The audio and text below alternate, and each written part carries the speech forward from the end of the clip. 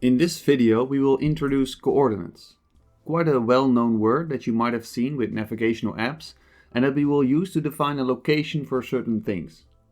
In the first part of this video we will show how coordinates come to form, while in the second we take a much more mathematical approach. If you are already familiar with the principles, you could skip the first part. A friend of us lives in an apartment block, but we do not know exactly which apartment is his. We will now create a numbering system to find any apartment in his block. We choose to define each apartment number by two numbers, separated by a comma. The first number tells us how much we need to go right, and the second one tells us at which floor the apartment is. So, if the number is 2, 4, we will move right by 2 and then up by 4. This is how we arrive at the correct apartment. Let's look at another example. Of course, we could also do this the other way around.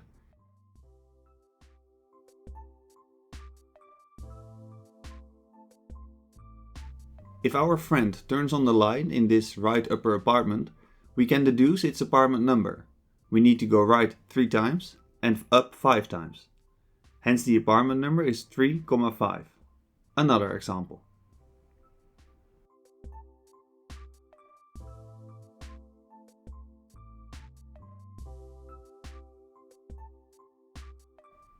To make life easier, let's denote the corresponding numbers below and left of all apartments. An easy mnemonic to remember the order of the two numbers is that we first need to get inside, so left or right, before we can take the stairs, which takes us up or down.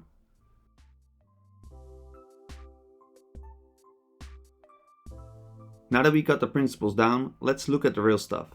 To create a coordinate system, we draw a horizontal line, or axis, and a vertical line, or axis.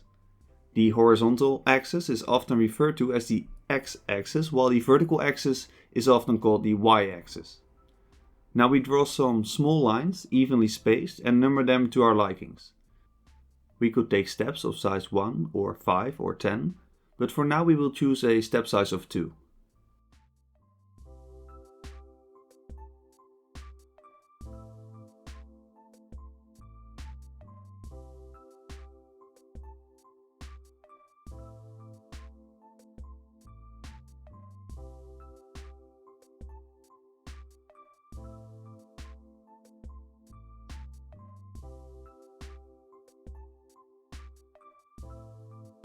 You are completely right.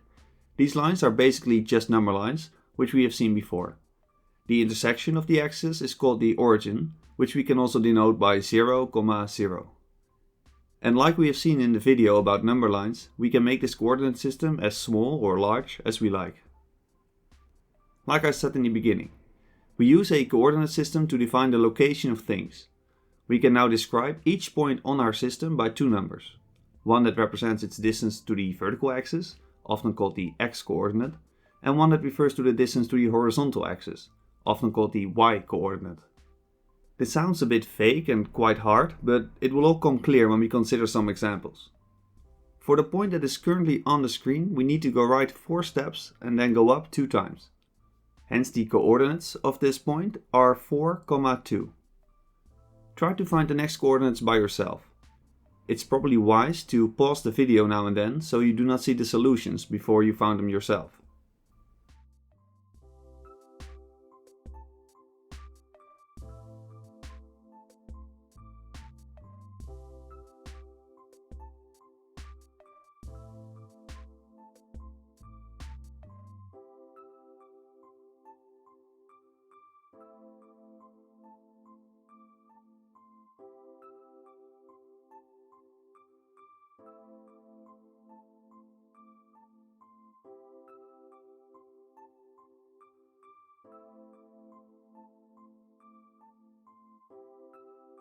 Okay, you can now find the coordinate of a point, but can you do it the other way around?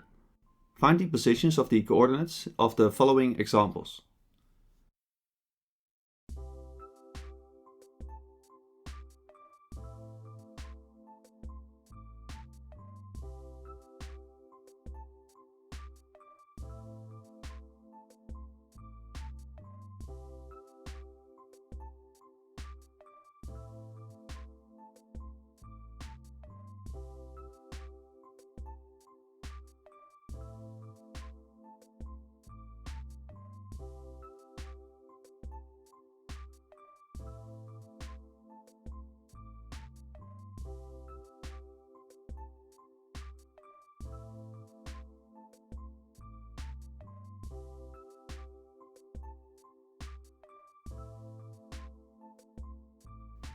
If this is all okay to you so far, we will now connect coordinates. This means we draw a line between 2 points, like this. We can also connect more than just 2 coordinates, but do note, the order in which you connect them changes the lines that are drawn, so order matters.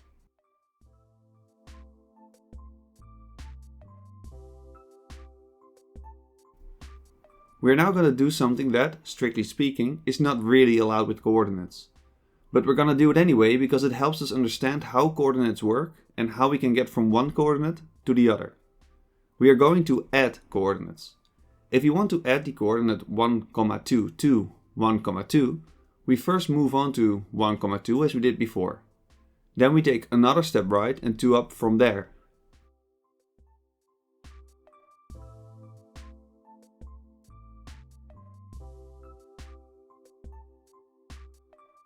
We find ourselves at 2, 4, and this is not a coincidence.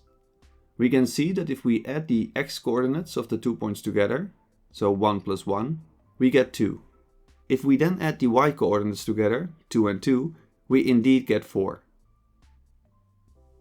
But it is very important that if we add these coordinates, we separate the x from the y coordinates. So we first only consider the x part, and after we add those, then we consider the y parts.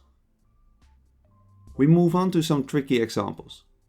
Try to understand them, and it might be useful to pause the video again so you can see or predict what is actually happening.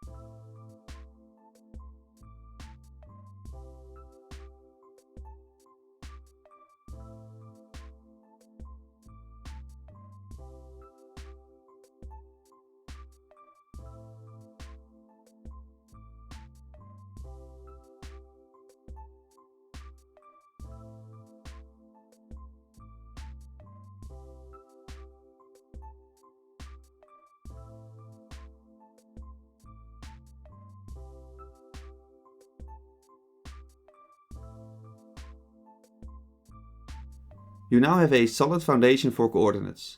This is very handy since you will need this to better understand graphs, which we will encounter a bit further on. Thanks for watching and do not forget to subscribe.